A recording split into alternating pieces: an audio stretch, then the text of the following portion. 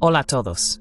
Hoy es viernes, 10 de octubre de 2025, y nuestros queridos amigos, el coronel Larry Wilkerson y Larry C. Johnson, se unen a nosotros hoy. Bienvenidos de nuevo. Estamos aquí con una breve ofensiva. Hay tanto color que me deslumbra. Ponte las gafas de sol. Sí, alguien no está contento hoy, Larry. Puedes imaginar quién es ese tipo. No ganó el Premio Nobel de la Paz. Oh my God, Dios mío, detuvo. ¿Cuántas eran? ¿15 guerras? No, fueron 20. Perdí la cuenta. Mi favorita fue cuando supuestamente detuvo esa guerra entre Azerbaiyán y Albania. Vaya. Y por supuesto, ya sabes, se llevó el mérito de crear el país de Azerbaiyán. De acuerdo, lo siento. All right, sorry. Sí, recibió algo de compensación. Le dieron el premio a esa mujer en Venezuela, que probablemente sea una de las figuras de la oposición más formidables, por así decirlo. Así que le dieron ese tipo de, ya sabes, reconocimiento.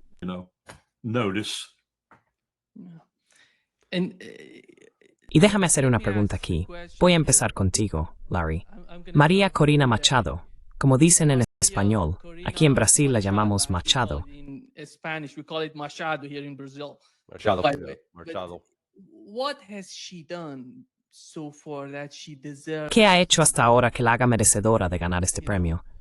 Y toda la situación, Larry, en mi opinión, con Venezuela es mucho más compleja. Es mucho más, bueno, en mi opinión está relacionada con lo que ocurre entre Estados Unidos, Rusia y China. Totalmente conectado con eso. Adelante, continúa tú. I never heard of her. Nunca he oído hablar de ella. Quiero decir, es la primera vez que oigo su nombre, lo siento. No es que tenga grandes logros conocidos o que haya salido en las noticias. Así que sí, me desconcierta. Supongo que es conocida en algunos círculos, así que disculpa mi ignorancia. Esto es grave, Jokal, no israelíes. María Corina Machado, gracias. Muchas gracias por esta entrevista. Gracias. Y seguiremos en contacto. Prometo que algún día tendremos una relación estrecha entre Venezuela e Israel. Creo, y puedo anunciarlo, que nuestro gobierno trasladará nuestra embajada a Jerusalén.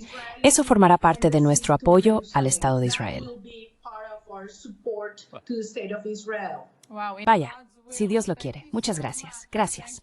There we go. She just told you who she was. Ahí lo tenemos. Ella acaba de decirte quién era.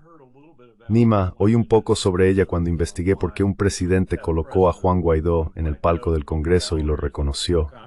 Intentaba averiguar algo a través de algunos amigos colombianos que conocí durante la época en que estábamos implementando los 750 millones de dólares para el Plan Colombia.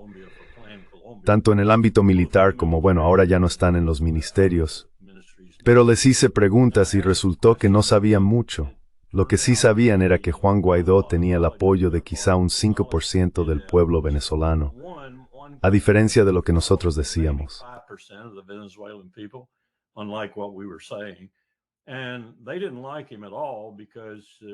Y a él no le caía nada bien porque había cierta tensión. Siempre hay tensión entre Venezuela y Colombia por la migración de un lado a otro y otros problemas a lo largo de su frontera. Todo lo que pude averiguar sobre ella fue que tenía aún menos seguidores. Pero luego, avanzando hasta lo que Larry y yo hemos estado descubriendo sobre Gary Berntsen y ese israelí que está aliado con él, proporcionando información a la Casa Blanca sobre Maduro y sobre Chinoagua. Creo que se puede ver que hay una conexión ahí. Ella misma lo fue justo ahí en la pantalla. Es, en el peor de los casos, un agente israelí y en el mejor es una aficionada.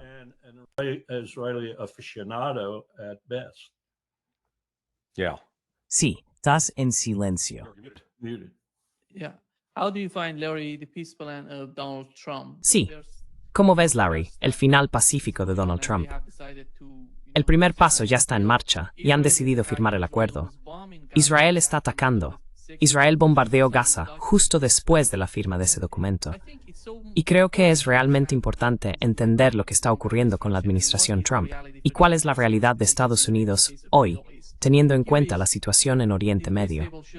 Aquí, esta tabla muestra cómo Estados Unidos ha gastado ayuda para Israel y en operaciones en Oriente Medio contra Irán, Yemen y la región en general. Suma unos 31 a 33 mil millones de dólares. Y los han gastado desde el 7 de octubre de 2023. Creo que la gente en Washington se está preguntando, ¿qué hemos logrado exactamente hasta ahora?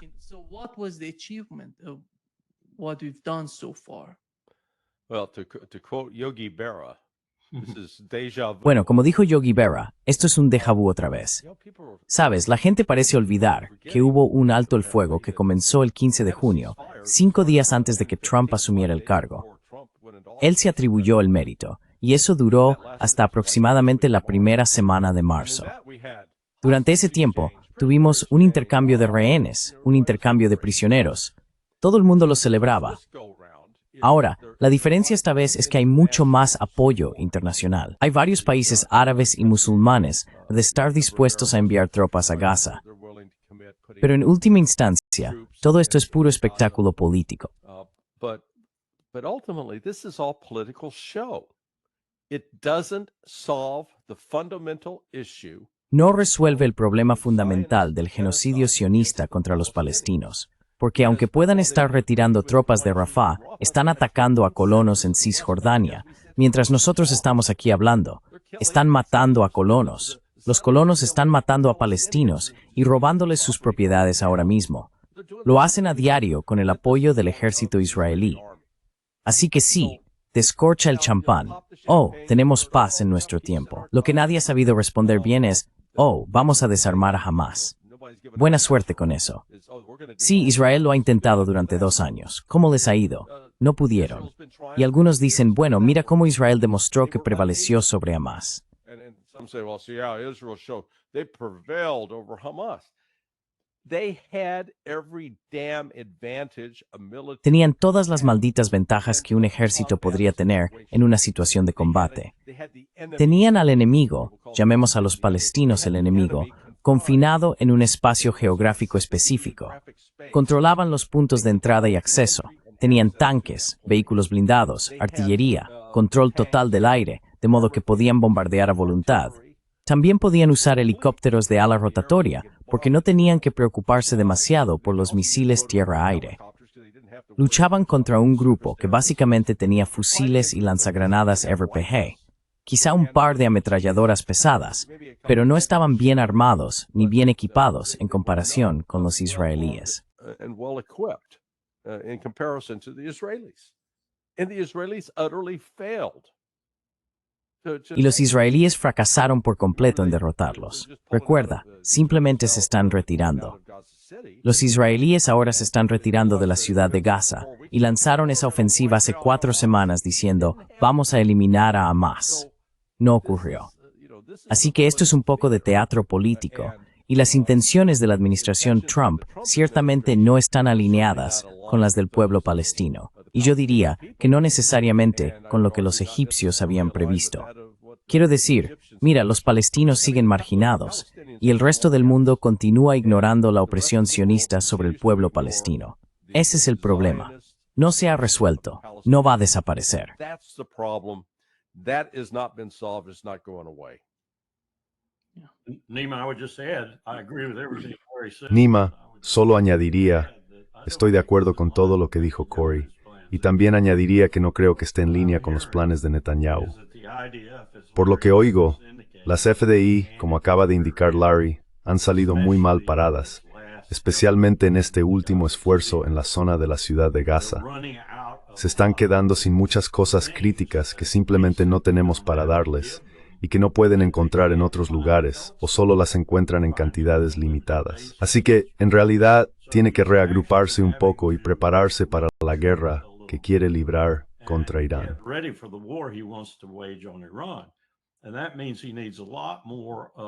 Y eso significa que necesita muchas más de las cosas que va a lanzar sobre Irán. También necesita un respiro. Así que esto tampoco está en línea con los planes de Trump. A Trump le van a entregar la violación de este alto el fuego. Bibi nunca ha respetado un alto el fuego durante mucho tiempo y se la van a entregar justo cuando ataquen a Irán. ¿Y qué va a hacer entonces? No tendrá otra opción, dadas sus declaraciones anteriores y su compromiso con Israel. Y en eso es en lo que Bibi Netanyahu está confiando. Todo esto quedará completamente anulado cuando lance ese ataque contra Irán.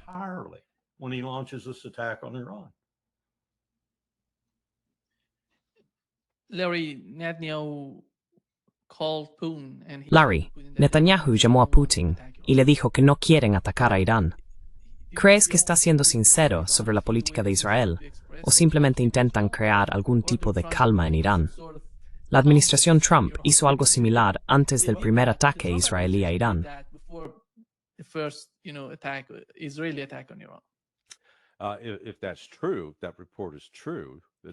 Si ese informe es cierto, es una señal de que Netanyahu no está completamente loco y que quizá todavía mantiene cierto contacto con la realidad. Pero, ya sabes, estoy en un grupo de chat en el que hay varios sionistas, y uno de esos tipos escribía anoche que Irán se ha derrumbado y que esto no es obra de Israel. Y tuve que responderle y decirle, no tienes ni idea de lo que estás hablando. Le dije que es justo lo contrario. Irán no se ha derrumbado. Irán se está reconstruyendo con un apoyo significativo de Rusia y China. Y en lugar de una disidencia creciente dentro de Irán, lo que hay es una unidad cada vez mayor como resultado de esos ataques de Israel y Estados Unidos.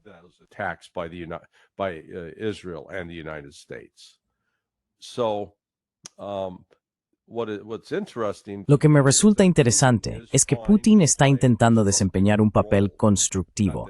No es que fuera a desempeñar uno destructivo, pero está tratando de intervenir aquí para ver si puede evitar que esto se descontrole. Porque creo que reconoce que lo último que Rusia necesita es abrir otro frente de combate, lo cual sin duda ocurriría si Israel decidiera lanzar armas nucleares contra Irán. Quiero decir, eso llevaría todo esto a otro nivel completamente distinto. Así que creo que las intervenciones de Putin con Bibi le va a prestar algo de atención. No va a decir simplemente, vete al cuerno, déjame en paz.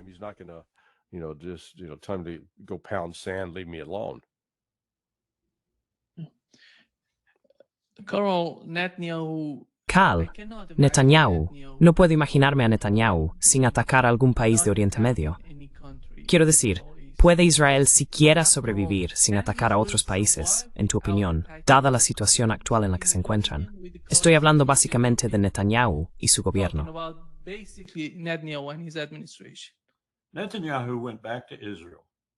Netanyahu volvió a Israel y les dijo a Ben-Gvir, Smotrich y a otros como ellos, no os preocupéis. Todo esto fue en hebreo, por supuesto. No os preocupéis. No voy a mantener este acuerdo. Cuando vayamos a la guerra con Irán, todo quedará completamente anulado. Estados Unidos estará con nosotros y nos libraremos de nuestro último enemigo. Entonces podremos hacer lo que queramos con los malditos palestinos.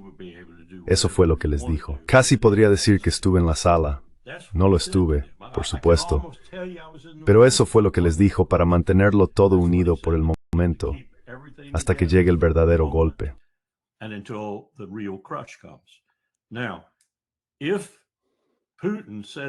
Ahora bien, si Putin le dijo algo a Netanyahu de lo que yo no me haya enterado, y si Netanyahu lo creyó, y eso le sirvió como elemento disuasorio para no hacerlo, eso podría ser otro palo en la pila, por así decirlo, que le impediría lanzarse de lleno a ello.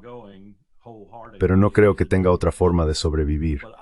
Se puede ver el camino estratégico que él cree que conduce a la supervivencia, ir a la guerra con Irán, perder esa guerra o simplemente, ya sabes, actuar como si lo hiciera. No creo que tenga que actuar, y el hecho de involucrar a Estados Unidos lo cambia todo. La dimensión, como acaba de mencionar Larry, que me asusta, es que podría ser que la situación fuera tan desesperada para ambos países en ese momento, que Netanyahu sienta que tiene que usar un arma nuclear y que nosotros lo aceptemos.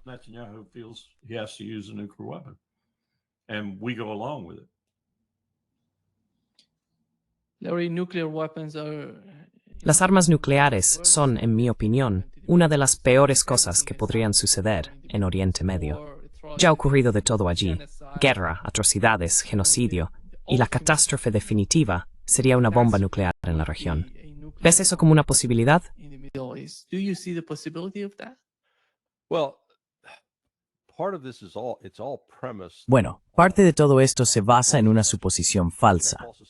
Esa suposición falsa proviene del final de la Guerra del Pacífico durante la Segunda Guerra Mundial. La mitología en Estados Unidos sostiene que, como lanzamos las bombas atómicas sobre Hiroshima y Nagasaki, eso fue lo que puso fin a la guerra. Así que existe esta idea de que si se utiliza un arma de ese tipo, puede poner fin a una guerra de manera definitiva. Ahora bien, eso es una mentira bastante compleja. El lanzamiento de esas armas tuvo más que ver con el intento de Truman de intimidar a la Unión Soviética para hacerles saber, seguimos siendo los que mandamos. Así que, cuando volvemos al uso real de un arma de ese tipo, si se utilizara contra Irán, sí, podría destruir y matar a mucha gente. Pero Irán no desaparecería, porque si lanzaras una bomba lo bastante grande como para destruir todo Irán, destruirías el mundo. Big enough to destroy all of Iran, you would destroy the world. And fortunately, nobody has a bomb that big. Y afortunadamente, nadie tiene una bomba tan grande.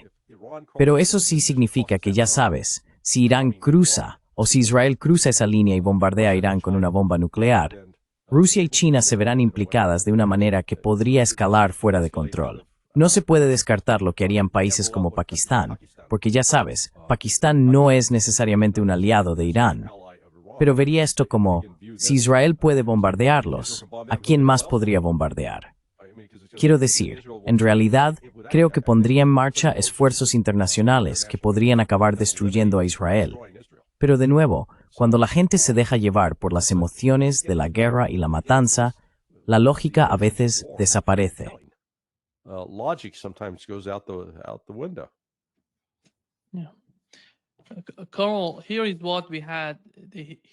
Sí, coronel, esto es lo que tenemos. Los medios hebreos informaron que el estamento de seguridad israelí está preocupado porque Irán se está rearmando de forma silenciosa, pero rápida, y podría actuar primero llevando a cabo un ataque preventivo contra Israel si considera que otro conflicto militar es inevitable. ¿Cree que esa es una evaluación precisa por parte de los israelíes? ¿Quién dice ahora? Mary Swibrea. Okay. Let me just pick up on what Larry De acuerdo, said. déjame retomar lo que dijo Larry. Una vez más, estoy de acuerdo con We él. have a situation here. Tenemos aquí una situación en la que podríamos ver un uso táctico, y esto realmente me alarma, quizá incluso más que un escenario más sombrío, aunque este podría conducir a algo aún peor.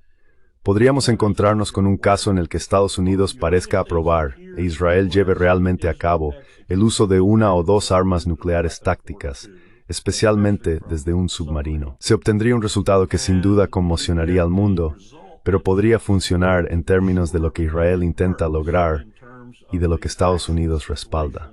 That Israel is trying to achieve and the United States is backing. And no one else wants to come in and Y nadie más quiere intervenir y reforzar eso de ninguna manera, forma o modo. Entonces hemos iniciado algo que creo nos llevará por un camino hacia una catástrofe total, porque intentaremos hacerlo en otros lugares, y otros países también lo intentarán, al ver que no hay una verdadera condena asociada a ello, siempre que sea una bomba más pequeña y esté confinada a una zona concreta. Observa cómo los medios hoy en día dejan de lado cosas así casi al instante cuando pierden su valor para excitar o atraer a la gente, o lo que sea. Y así tenemos ante nosotros la posibilidad real de crear una situación que nos conduzca, de manera inexorable, a un lugar mucho más peligroso. A much more dangerous situation. Think for a moment of the automaticity of the mobilization. Piensa por un momento en la automaticidad de los planes de movilización de Rusia, Alemania, Francia y Gran Bretaña en los años y meses previos al estallido real de la Primera Guerra Mundial, y en cómo esa automaticidad condujo, ya sabes, a una guerra que nadie había contemplado realmente, una guerra que produjo un número de bajas sin precedentes hasta entonces. Creo que es el mismo tipo de mecanismo en funcionamiento. Y estoy oyendo demasiado discurso en nuestros propios círculos sobre la supuesta utilidad de emplear armas nucleares de bajo rendimiento. incluso la idea de usarlas contra países que no poseen armas nucleares. Esto es peligroso, extremadamente peligroso.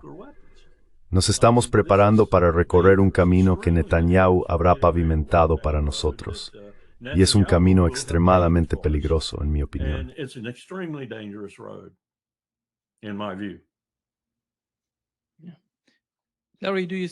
Larry, ¿ves la posibilidad de que Irán lleve a cabo un ataque preventivo contra Israel? Larry, estás en silencio. Sorry about that. Lo siento por eso. No veo a Irán haciendo eso en absoluto. En primer lugar, va en contra de los principios de su fe islámica. Islamic faith. No está en su naturaleza. Yeah. They don't have a history. Sí, no tienen antecedentes de lanzar ataques preventivos contra nadie. Eso es Israel. Además, creo que si Irán hiciera algo así, la única forma en que podría hacerlo sería con el permiso total de China y Rusia. Porque si lo hicieran sin el apoyo de China y Rusia, alienarían a esas dos naciones que realmente han defendido a Irán. Así que sí, cualquiera que plantee eso solo está intentando crear otra excusa para lanzar un ataque contra Irán. Exacto. Teméis que Carlos pueda atacarnos. We got to attack them because they're going to attack us. Eso suena a propaganda israelí. Yeah. Sí. Larry, did you see this tweet of Laura? Larry, ¿has visto este tweet de Laura Loomer, una de las influencers pro-israelíes en X? Está relacionando el caso de Charlie Kirk con China. Dice que China está detrás de algunos grupos vinculados a la investigación del FBI. ¿No te parece extraño, Larry, el caso de Charlie Kirk? Con el paso del tiempo, parece que hay tantas cosas. ¿Por qué necesitan involucrar a China en el caso de Charlie Kirk? Because Israel's on the Zionists are in trouble. Porque Israel. Bueno, ya sabes, los sionistas están en problemas. Candace Owens publicó lo que llamó una prueba irrefutable, y fue confirmado por el portavoz de Turning Point USA, que 2 días antes de ser asesinado, Charlie Kirk dijo, hemos terminado con ser pro-Israel. El movimiento Turning Point USA, los jóvenes que se unen a él, están hartos de esta continua genuflexión ante el trono de los sionistas. Y la noche antes de que lo mataran, hubo no sabemos cuál fue el contenido exacto, pero fue entre un periodista sionista llamado Josh Hammer y un rabino que era una especie de enlace del Mossad para Charlie Kirk.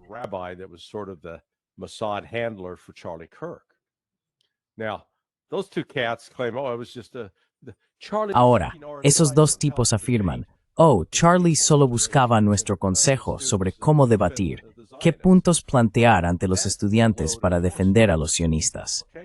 Eso es una completa tontería, ¿de acuerdo? Porque Charlie Kirk era bastante hábil por sí mismo para argumentar ciertos casos. Lo realmente inquietante es que esa noche, alrededor de las 9 o 10, Josh Hammer volvió a publicar un tweet que Donald Trump había puesto varios años antes, hablando de la necesidad de una ejecución pública. Y vaya, casualmente, al día siguiente Charlie Kirk es ejecutado públicamente. Así que este esfuerzo de Loomer, los sionistas están fuera de control, ya sabes, se han pasado de la raya. Creo que un número creciente de estadounidenses está harto de que ese pequeño y desagradable país dicte cuál va a ser nuestra política.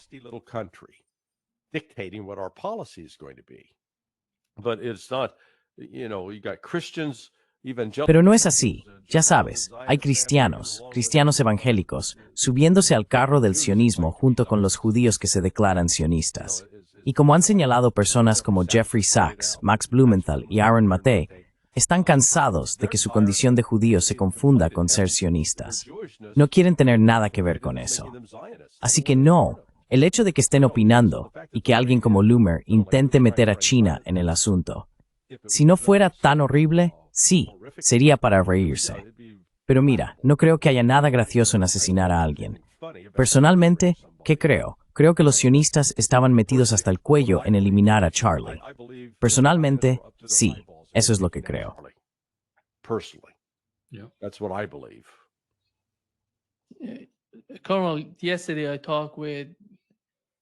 Coronel, ayer hablé con Richard Wolff, y lo que planteó me parece realmente importante tenerlo en cuenta. Dijo que existe una especie de división dentro de la comunidad judía. entre las personas judías y los sionistas. Los sionistas son solo una fracción de la comunidad judía. No son tantos, pero su voz ha sido dominante. Él considera que la marea está cambiando, que la situación se está transformando. Esos sionistas ya no son tan poderosos como antes, porque la opinión pública en Occidente está cambiando, y AIPAC y esos grupos sionistas no pueden hacer mucho al respecto.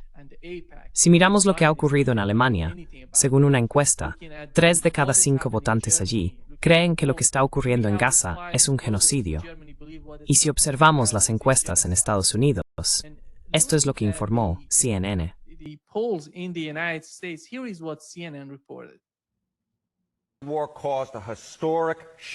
La guerra provocó un cambio histórico en la opinión pública sobre cómo los estadounidenses ven el conflicto de Oriente Medio. ¿De qué estamos hablando aquí? ¿Con quién simpatizan más los votantes? ¿Con los israelíes o con los palestinos? En octubre de 2023, la diferencia a favor de los israelíes era de 48 puntos. Fíjate en este cambio. Ahora hablamos de los palestinos con una ventaja de 1 punto. He revisado todas las encuestas que he podido encontrar desde que se formuló esta pregunta por primera vez en la década de 1980. Es la primera vez que los palestinos tienen algún tipo de ventaja en esta cuestión.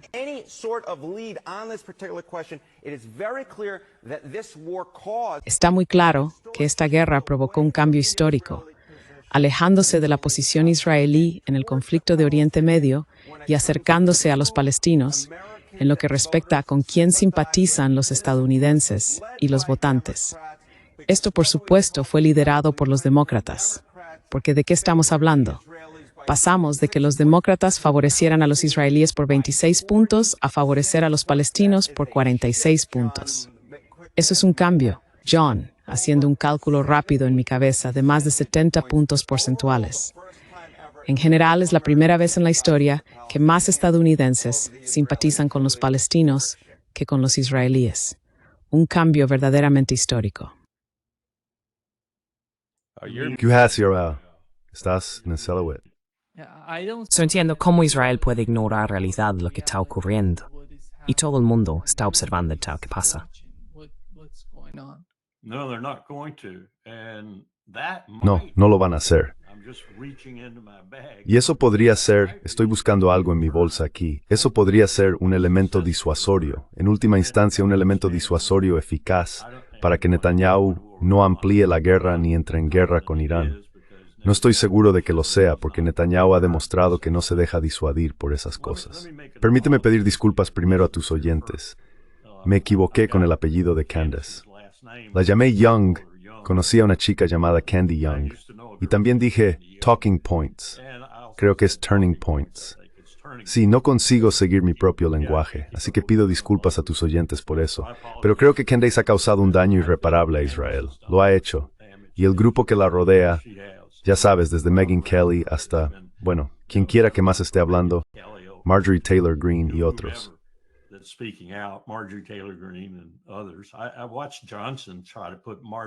Vi a Johnson intentar poner a Marjorie Taylor Greene en su sitio con respecto al embrollo presupuestario. No lo hizo muy bien. Ese tipo engreído, ya sabes, ese sinvergüenza que es nuestro presidente de la Cámara. Pero están enfadados con esa gente del Partido Republicano, mi partido, porque se están dando cuenta de lo que pasa. Y los jóvenes, en particular, están siendo sinceros, como dijo Larry, y como acaba de señalar ese hombre en relación con las encuestas. Y déjame contarte otra cosa que está ocurriendo. Volví a algunas conversaciones que tuve con 2 rabinos en la ciudad de Nueva York. Uno dirige una congregación reformista y el otro más o menos una congregación ortodoxa. En el momento en que hablé con ambos, percibí una verdadera división en las congregaciones mientras hablaba y respondía preguntas. El rabino reformista estaba muy preocupado por el rumbo que estaba tomando Israel.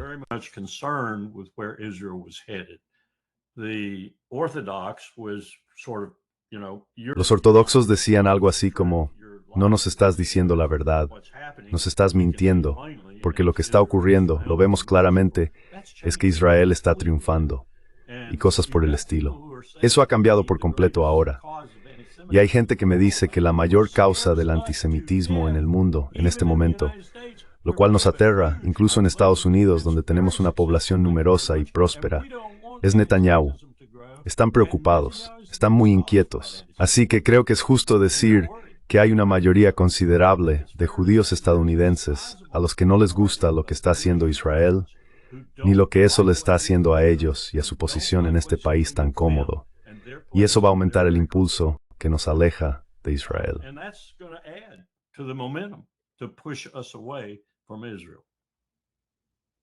Yeah.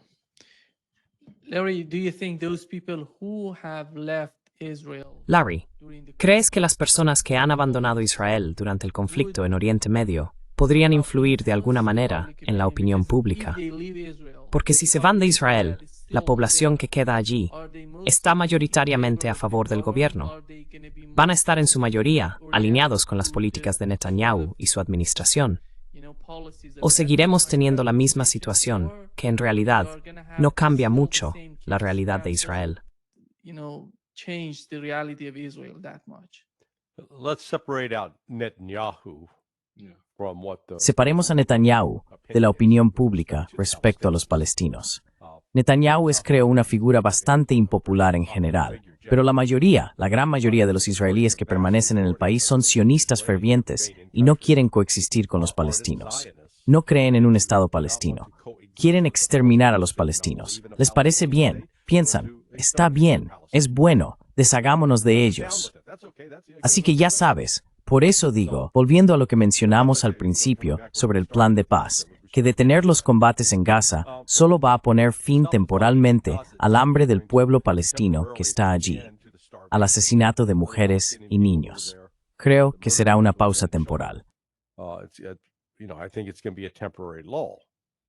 But at the same time as that's happening, Pero al mismo tiempo que eso ocurre, los israelíes continúan su ofensiva para robar tierras a los palestinos. Es su tierra. Los están atacando, destruyendo sus olivares, y el resto del mundo se queda de brazos cruzados sin decir nada. Así que Israel seguirá haciendo eso hasta que en algún momento ese grupo de palestinos se levante y empiece a atacar. Y entonces oiremos más cosas como, oh mira, Hamás, solo son un grupo de terroristas. Ya sabes, cuando la gente lucha por defender su tierra, eso es algo de lo que, históricamente, nosotros, los estadounidenses, nos sentíamos muy orgullosos, siempre que no fuéramos nosotros los que robábamos tierras a los indios. Pero cuando los indios americanos se defendieron, eso fue malo. Así que ya ves, todo depende del punto de vista. this is always in the eye of the beholder. Coronel, ¿cuál es el papel de Jared Kushner en las conversaciones? ¿Qué está pasando con el plan de paz? Peace plan. Yeah. Money. That's all Jared. Sí, el dinero. Eso es lo único que le interesa a Jared Kushner, igual que a su padre. Por cierto, uno de los rabinos a los que me refería, no mencionaré nombres aquí, conocía muy bien a su padre. Una vez le ofreció al rabino, creo, $100,000 para influir en su sinagoga, y el rabino no aceptó el dinero. Luego me explicó por qué no lo aceptó. Conocía muy bien al padre de Jared Kushner. Creo que la manzana no cayó muy lejos del árbol en el caso de Jared. So Greta se donate war, dinero imagine, Sherry dicho reverse bien, y todo te bidusco reverse mal. Produces money, he's for, and whatever detracts from his money, he's against. On another, Ahora, desde otro punto de vista, que Larry me insinuó cuando respondí a tu pregunta, creo que estamos viendo que probablemente 1,5 millones de ciudadanos judíos del Estado de Israel se han marchado. Ahora bien, estas eran las personas que tenían dinero. Estas eran las personas que, podrías decir, formaban los estratos superiores de la ciudadanía israelí, que es muy inferior, podría decir casi enormemente, dado que es un lugar tan pequeño, a las otras personas que hay ahora en Israel, los otros 7,5 millones que son palestinos. Palestinos árabes, palestinos cristianos u otro tipo de israelí que no sea judío. Así que tienes esa mayoría que se está formando, pero están amedrentados. Están amedrentados.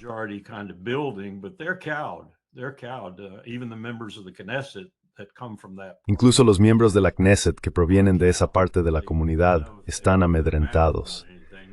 Saben que si abren la boca sobre cualquier cosa los expulsarán de la Knesset o se creará alguna ley para echarlos.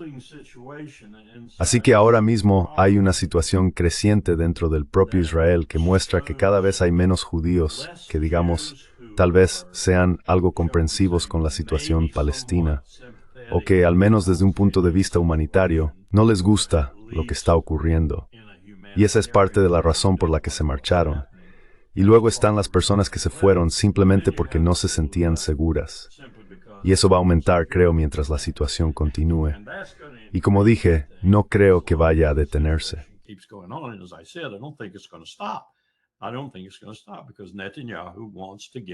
No creo que esto vaya a detenerse, porque Netanyahu quiere deshacerse de los palestinos, punto. Cisjordania, donde sea. Y quiere parte del Líbano, quiere parte de Siria, y Dios sabe qué más quiere. Así que esto va a continuar hasta que Israel haya reducido su componente judío a nada más que unos pocos rusos incondicionales y algunos otros, quizá no más de 2 o 3 millones. Y va a cumplirse mi profecía de hace muchos años de maneras que nunca imaginé. Van a desaparecer. Sin duda, van a desaparecer como Estado judío. Así que esa es otra motivación, provocación, llámalo como quieras, para que Netanyahu amplíe y profundice esta guerra y la lleve, ya sabes, a un punto en el que tenga un desenlace que él considere positivo. Y no veo muchas formas de lograrlo, salvo extendiendo la guerra a Irán e involucrando a Estados Unidos.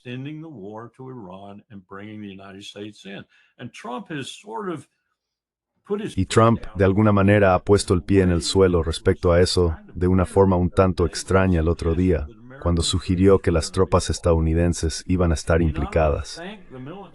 No solo agradeció al ejército por su participación en las conversaciones, por así decirlo, lo que pensé que era su intento de recuperar algo de terreno con los militares, terreno que perdió en Quantico y de forma considerable, sino que creo que hay un componente militar estadounidense en este acuerdo.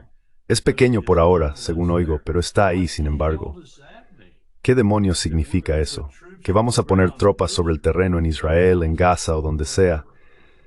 ¿Es solo para asegurarse de que Netanyahu mantenga el alto el fuego o es algo más insidioso? No lo sé. Pero parece que esto va a tener algunos ingredientes nuevos en los próximos 30 a 45 días. Aún así, sigo pensando que va a huir la guerra con Irán.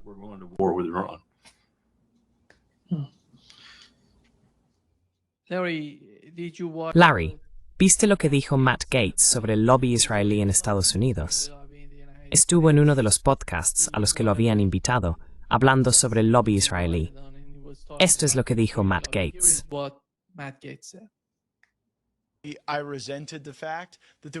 Me molestaba el hecho de que no hubiera ningún aprecio por los matices.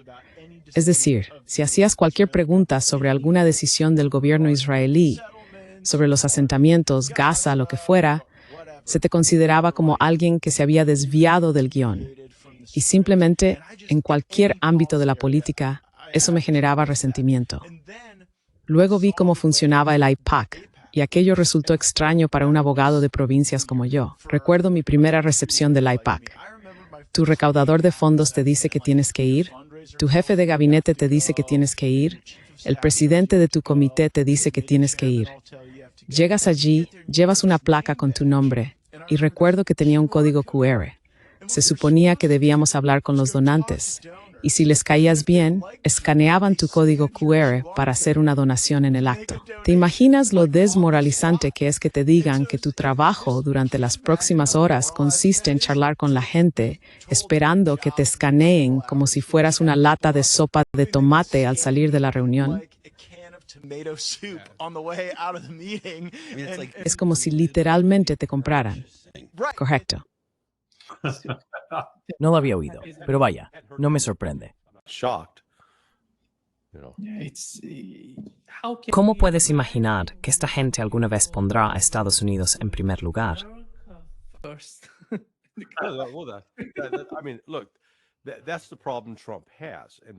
Quiero decir, mira, ese es el problema que tiene Trump. Y quizá parte de lo que está motivando a Trump hacia lo que parece ser un pequeño giro, aunque no creo que sea algo permanente, es que su mensaje de América Primero fue un componente fundamental de su base, la base MAGA. Y ahora lo que están viendo es que, vaya, Estados Unidos queda en segundo plano frente a Israel. Es Israel primero. Y están diciendo, no vamos a aceptar eso, ya sabes. Tucker Carlson ha sido muy claro al respecto. Steve Bannon ha sido claro al respecto. Marjorie Taylor Greene ha sido clara al respecto. Así que está empezando a extenderse entre la base. Y sí, hay otros políticos como Mike Johnson que están comprados y pagados por los israelíes y que van a resistirse a eso. Pero hay un cambio profundo en marcha en Estados Unidos. Y creo que llamémoslos los sionistas reflexivos, nocen que es un peligro real para su capacidad de controlar la narrativa en este país.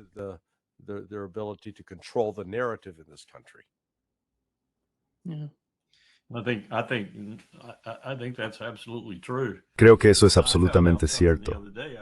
El otro día descubrí algo un poco por casualidad. Hice una entrevista en On Point Boston. Hacía muchísimo tiempo que no participaba en On Point Boston. Después recibí algunos correos electrónicos e incluso unas cuantas llamadas telefónicas. Es solo algo anecdótico, pero creo que refleja con precisión una situación general. Descubrí que el público de NPR no sabe de qué hablamos todo el tiempo en estos podcasts. Ya sea El Juez Napolitano, Dialogue Works, Danny Haiphong o lo que sea. No prestan atención a esas cosas, así que se quedaron asombrados por algunas de las cosas que dije en su programa.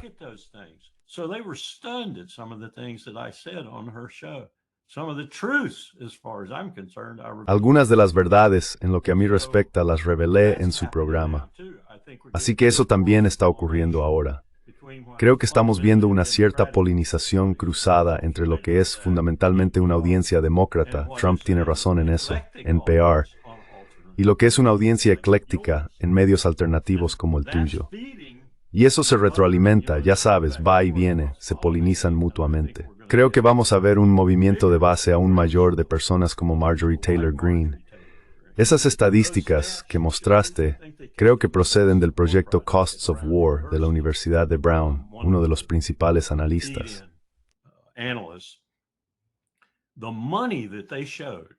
El dinero que mostraron que hemos gastado en Yemen, el ataque a Irán y en Israel, está llegando a los contribuyentes estadounidenses. Sí, y están empezando a entender lo que estamos haciendo. Y como dijo Larry, se supone que esto trata de hacer que Estados Unidos vuelva a ser grande. Se supone que trata de centrarse en el país, no solo con tropas en Chicago y Portland, Oregon, sino con un énfasis en el pueblo estadounidense.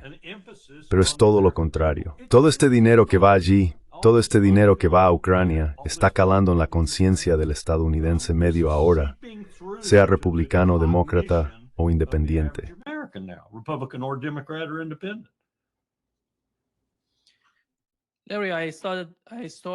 Larry, empecé este podcast preguntándote si lo que está ocurriendo en Venezuela está relacionado con el conflicto en Ucrania. En mi opinión, hay muchas razones por las que este caso debería tenerse en cuenta. Esto es lo que dijo Scott Bessent sobre el conflicto con Rusia.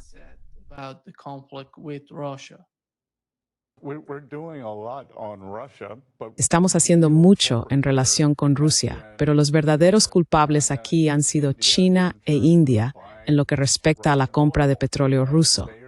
Ellos mantienen en marcha la maquinaria bélica rusa. Hemos impuesto un arancel del 25% al petróleo ruso procedente de la India, y creo que pronto veremos un reequilibrio. Comprarán menos petróleo ruso y más petróleo estadounidense. Si hiciéramos lo mismo con China, creo que la guerra terminaría rápidamente. Pero necesitamos que nuestros aliados de la OTAN y de Europa se unan a nosotros. Se trata de fuentes y usos. La fuente dinero de Rusia es ese petróleo, y China es su principal comprador.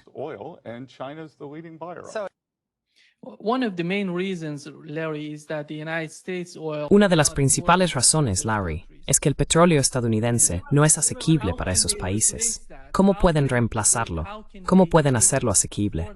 Podría venir de Venezuela, podría ir de Venezuela a Europa, a la India, a China.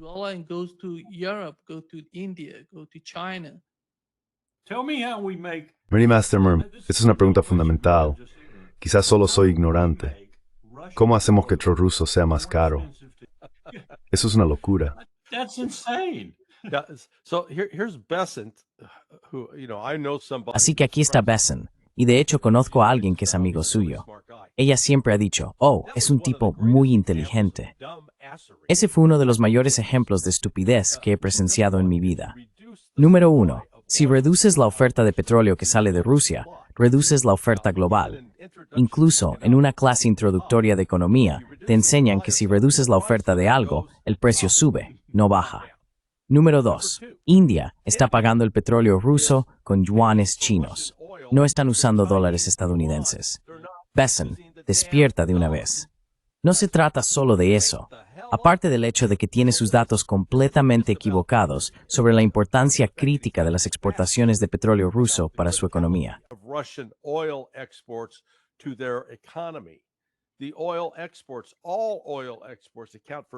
Las exportaciones de petróleo, todas las exportaciones de petróleo, representan alrededor del 15% del Producto Interior Bruto de Rusia.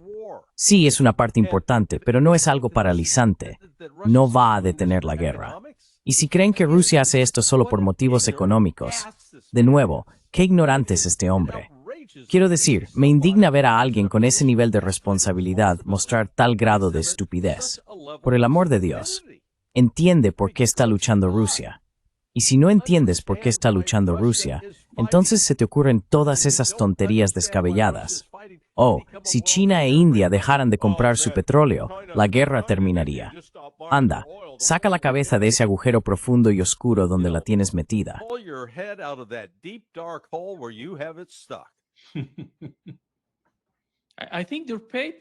Creo que les pagan para que no entiendan cuál es la posición de Rusia.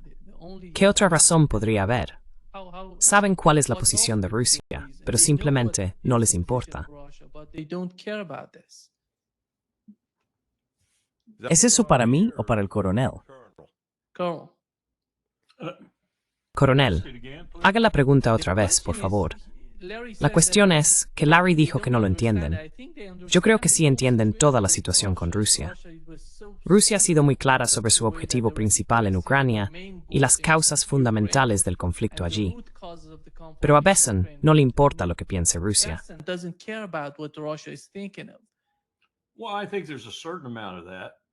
Bueno, creo que hay una cierta cantidad de eso.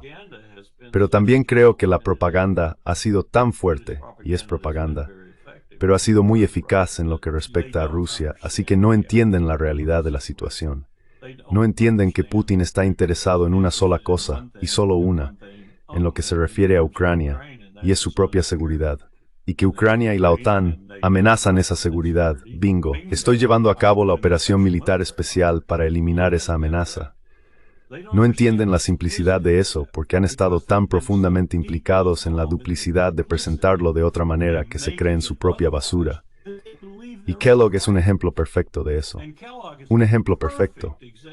No podrías encontrar a una persona en Hollywood interpretando ese papel que fuera más perfecta.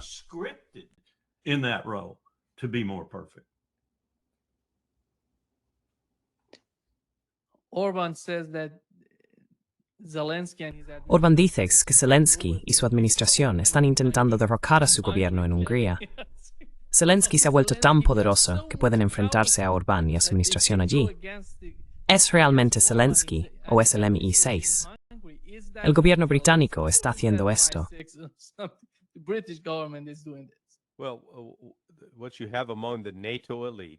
Bueno, lo que hay entre la élite de la OTAN es un pánico creciente, porque la campaña de Rusia se está acelerando, no desacelerando. Aunque la Rasputitsa, la temporada de lluvias, ya ha llegado, la lluvia está cayendo, convirtiendo los campos en barro y haciéndolos en parte intransitables.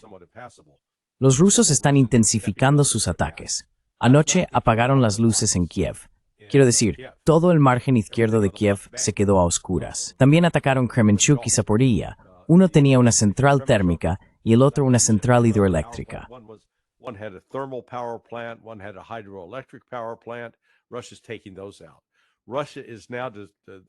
Rusia está eliminando esos objetivos. Rusia, ahora, supongo que el Estado Mayor ha emitido órdenes, va a apagar todas las luces, toda la energía en Ucrania. Y no hay absolutamente nada que Ucrania ni la OTAN puedan hacer para impedirlo. Eso es lo primero. La capacidad de Zelensky para, ya sabes, mantener el flujo de dinero hacia Ucrania también ha llegado a su fin. Así que esto es pánico. Y cuando dice cosas así, y reaccionan, y se agitan como una persona que se ahoga en un océano helado, ya sabes, eso es lo que obtienes, ese tipo de discurso. On top of that, Nima, Además de eso, Nima Merz cuenta con alrededor del 30% de apoyo en Alemania. Macron tiene aproximadamente un 20% en Francia y Starmer está por debajo de ambos. sitting on less than both in Great Britain. Sí, mi frase habitual sobre esto ha sido que si a alguien le dieran a elegir una oportunidad y le dijeran, oye, te vamos a dejar tener una reunión, puedes almorzar con Merz, Macron y Starmer o puedes hacerte una colonoscopia, elegiría la colonoscopia. ¿Vale? Choose the colonoscopy, okay? Hoy Matt wandste en terreng. Nima's not. Hermosa no se ríe porque aún no se ha hecho una colonoscopia.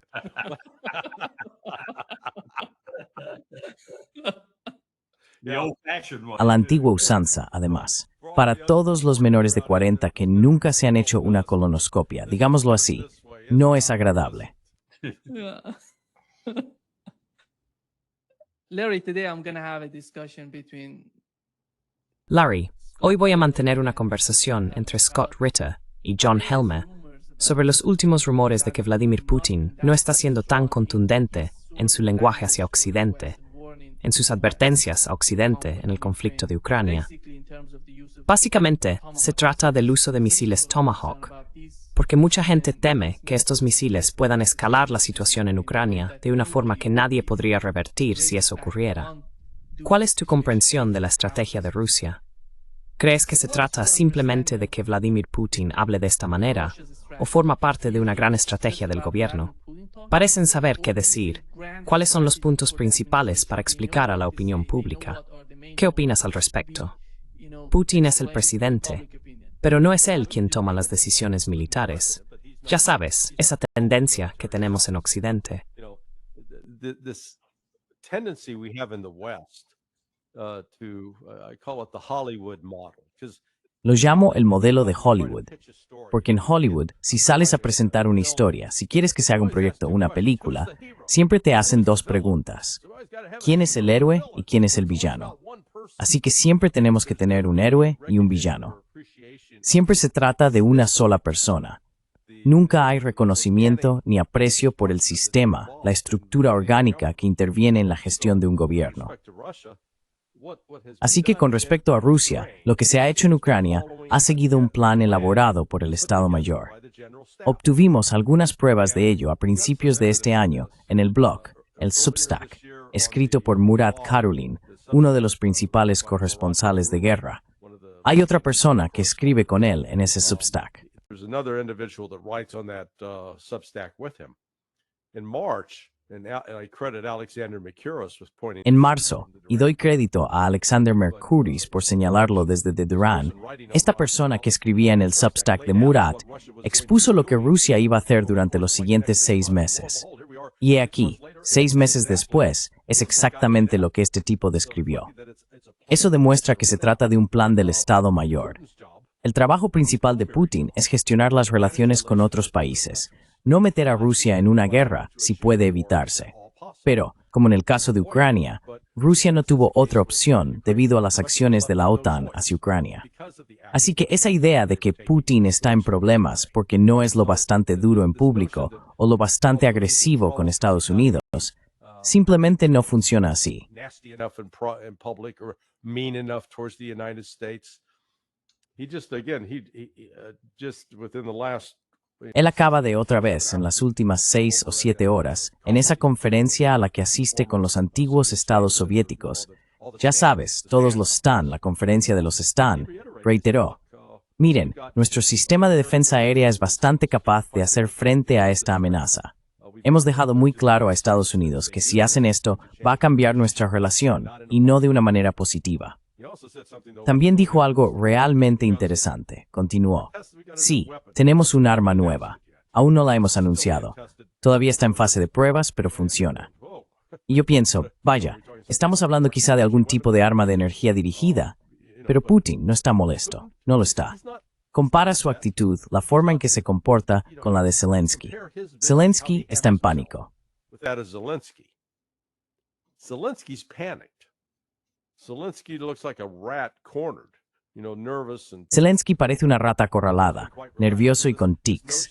Putin, en cambio, se ha mostrado bastante relajado. Así que esa idea de que, ya sabes, no han tenido suficiente de Medvedev como ejemplo es simplemente absurda. Creo que Putin está actuando con responsabilidad, como debería hacerlo un líder, pero no es un dictador. No es alguien que necesite tener un culto a la personalidad a su alrededor. Es un sistema bastante colegiado. Ya sabes, cuando pone a Belousov en el cargo de ministro de Defensa, oye, pon esto en marcha y límpialo.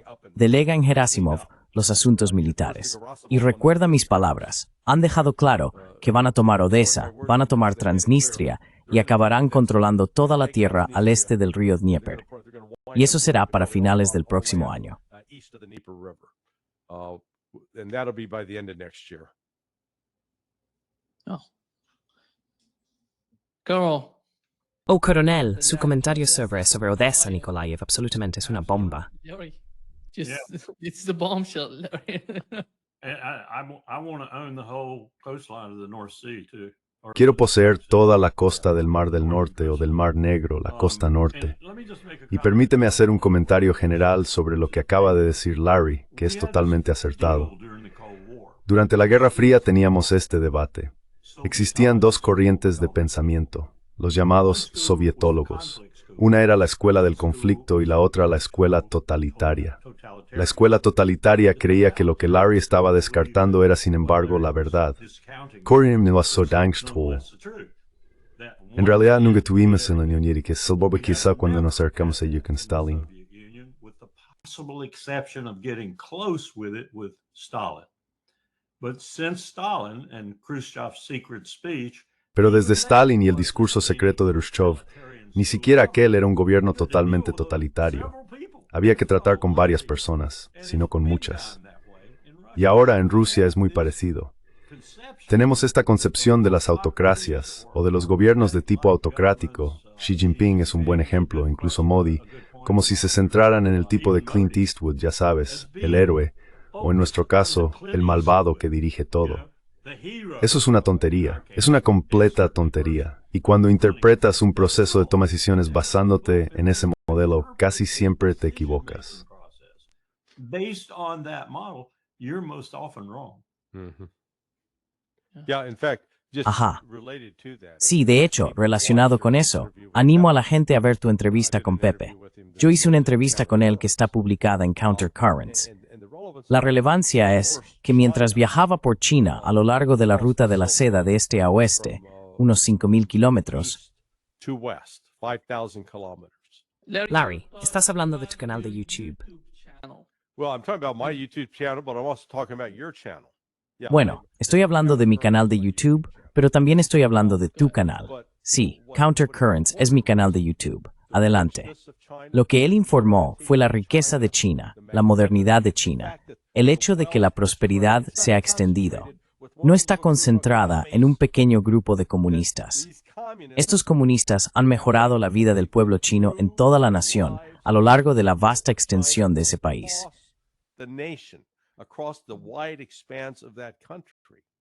Por primera vez en la historia de China. Sí, sí.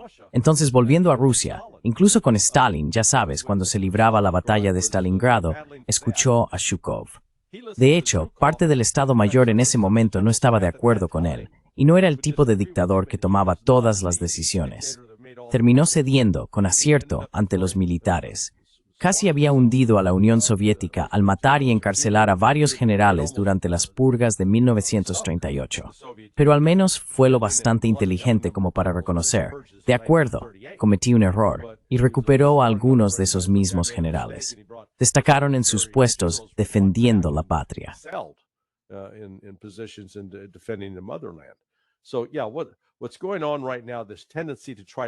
Así que sí, lo que está ocurriendo ahora mismo es esta tendencia a personalizarlo todo en exceso.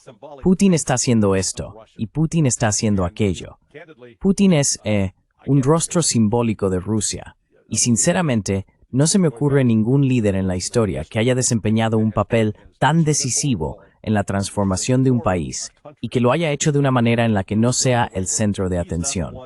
No fue un proyecto de ego para Putin, porque lo que hemos visto es que realmente lo ha hecho con el objetivo de mejorar la vida del pueblo ruso. Así que, simplemente en Occidente, somos unos idiotas. Quiero decir, admitámoslo. We're morons. I mean, let's admit it. You know, we think in terms of half-hour comedy. Sabes, pensamos en términos de comedias de media hora o dramas televisivos, y no nos gusta reflexionar realmente sobre los matices de lo que estamos presenciando. Así que, incluso hoy, Putin está diciendo, ha dicho algunas cosas positivas sobre Trump. En realidad, contrastan bastante con lo que el viceministro de Asuntos Exteriores, Sergei Ryabkov, dijo el lunes en un discurso ante la Duma, donde fue muy crítico, afirmando, oye, no estamos logrando ningún progreso desde Alaska en lo que respecta a mejorar las relaciones diplomáticas. Así que Putin sigue intentando mantener la puerta abierta, no cerrarla de golpe, pero es firme en la defensa de los derechos de Rusia.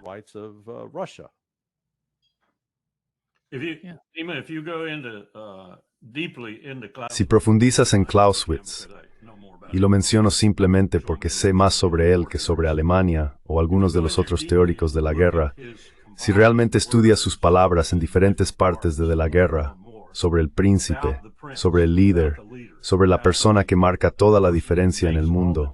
Por supuesto, para Clausewitz, el ideal era Napoleón, tanto el príncipe como el guerrero en un mismo individuo. Así no es necesario comunicarse, lo cual a veces es un problema, entre el líder político y el líder militar. Lo que él describe en términos de personalidad, competencia y brillantez, entre otras cosas, hoy se personifica en Putin. La manera en que debe actuar el príncipe y la manera en que debe actuar el ejército bajo ese príncipe. Y eso debe de ser algo terrible de darse cuenta, incluso de manera intuitiva, de comprenderlo de golpe. Cuando eres Donald Trump o cualquier otro líder en el escenario mundial actual, porque él es superior a todos ellos.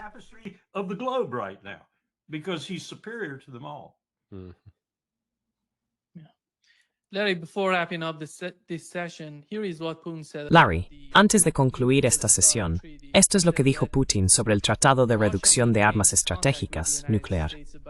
Dijo que Rusia mantiene contacto con Estados Unidos sobre el tratado. Si hay buena voluntad, lo prorrogarán, pero admite que su prolongación no es algo crítico para Rusia. Si no es importante para los estadounidenses, tampoco lo es para nosotros. Y ya sabes, él también quiere prorrogarlo, pero no veo que eso venga de Estados Unidos. No veo que sea una prioridad para Donald Trump, ni para su administración.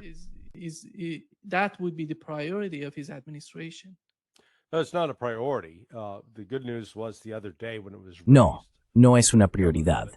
La buena noticia fue que el otro día, cuando se planteó el tema, Caroline Leavitt reaccionó positivamente. Trump, ya sabes, también reaccionó de forma algo positiva. Pero no se puede negar que Trump se retiró del Tratado de Fuerzas Nucleares de Alcance Intermedio en ¿qué? ¿2018 o 2019? Y ya sabes, eso allanó el camino para el despliegue por parte de Rusia del misil Vanguard, entre otras cosas. La realidad que Estados Unidos no logra comprender es que estamos muy por detrás de Rusia militarmente en frentes críticos. Estamos rezagados en cuanto al programa espacial. Eso no se discute. Estamos muy atrás. Generaciones atrás. Para citar a Andrei Martyanov, con los misiles Vanguard, con los misiles hipersónicos, el Vanguard siendo solo un ejemplo de ello, Estados Unidos no tiene un misil hipersónico operativo y desplegado, ni uno solo.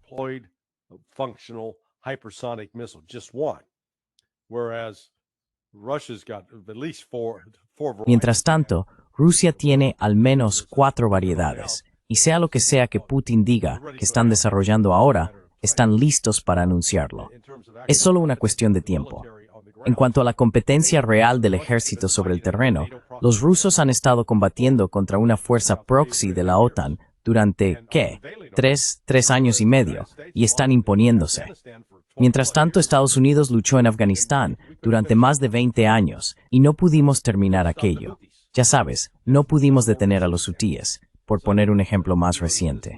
Así que, ya sabes, esa tontería de que Estados Unidos tiene el ejército más grande, el mejor de los mejores, es pura ilusión. Pero ya sabes, la realidad nos va a despertar. Y creo que la llamada de atención llegará primero en el frente económico, y luego eso se filtrará y socavará el aspecto militar.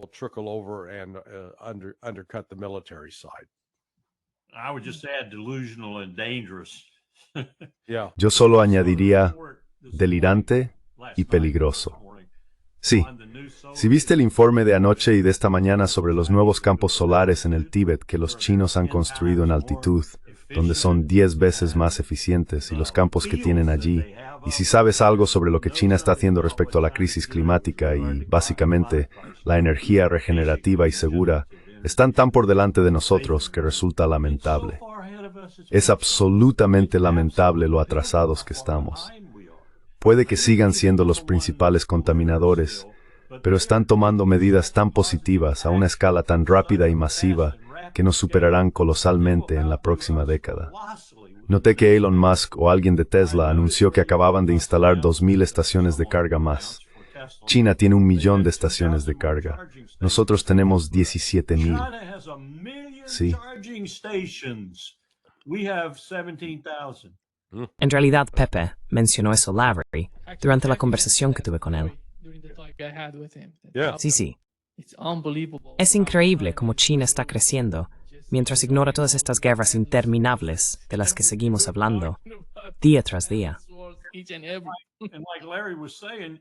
Y como decía Larry, el ciudadano chino medio ahora puede subir a un tren rápido, que está magníficamente equipado y es cómodo, y puede ir a donde quiera en China y volver en un tiempo razonable. Es un país increíblemente exitoso.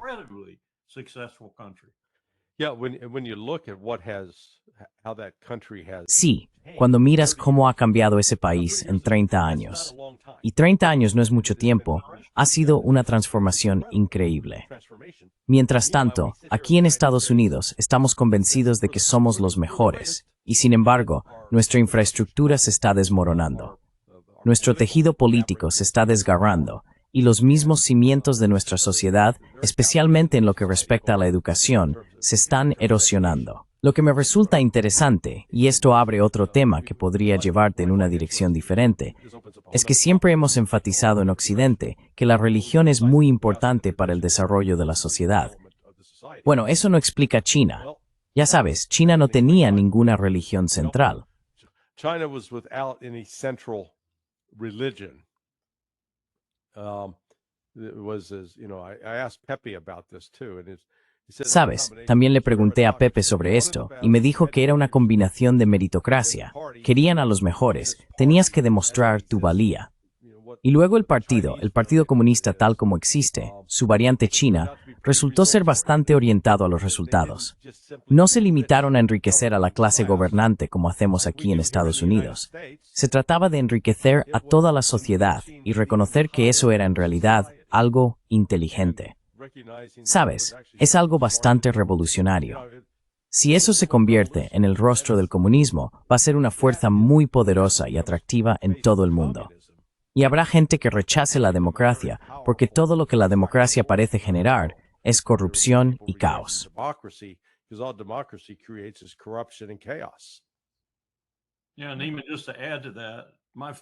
Sí, y solo para añadir a eso, mi primer viaje fue en el 84, el segundo en 2001 y el tercero en 2009.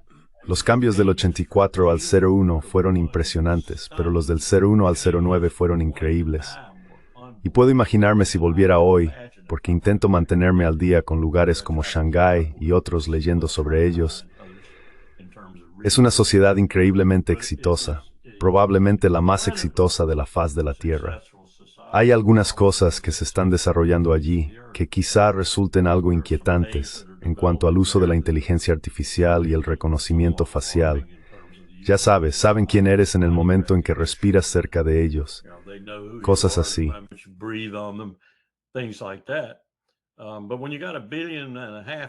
Pero cuando tienes 1.500 millones de personas, quieres mantener el orden. Quieres que la sociedad funcione y avance. Probablemente eso sea parte del asunto. Y coincido con Larry en que la democracia liberal podría no ser la mejor manera de hacerlo. No estoy seguro de cuál es la mejor forma, pero puede que no sea lo que llamamos democracia liberal, ni lo que hemos estado exportando y utilizando como arma durante los últimos 25 o 30 años. Es algo increíble lo que han hecho. Y es increíble el potencial que tienen, especialmente en relación con el resto del mundo.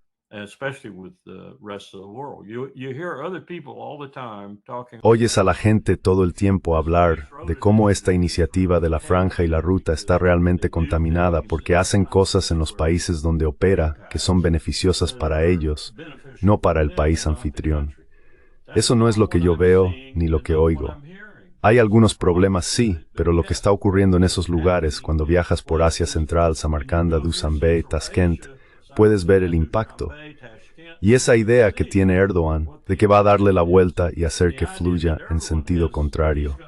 Buena suerte, señor Erdogan, porque se va a encontrar con una fuerza imparable de frente. Sí, exactamente. Muchísimas gracias, Coronel y Larry, por acompañarnos hoy. Un gran placer, como siempre.